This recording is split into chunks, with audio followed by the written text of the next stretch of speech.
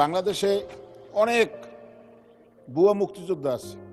আওয়ামী লীগের কর্মীদেরকে পুনর্বাসন করছে এই আওয়ামী লীগ সরকার, তাদেরকে মুক্তিযোদ্ধা হিসেবে নিয়োগ দিয়ে মাসে 20,000 টাকা ভাতা পায়।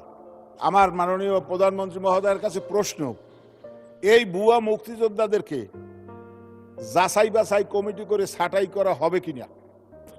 ধন্যবাদ মাননীয় সদস্য। মাননীয় প্রধানমন্ত্রী। প্রথমেই আমি বলেছি, দেশ স্বাধীনের পরে যাদের দায়িত্ব ছিল সঠিক শহীদদের মুক্তিযোদ্ধাদের লিস্টটি প্রণয়ন করা, তারা সেটিকে রাজনৈতিকভাবে উপস্থাপন করেছে, তারা নিরপেক্ষভাবে সঠিকভাবে তারা করেনি।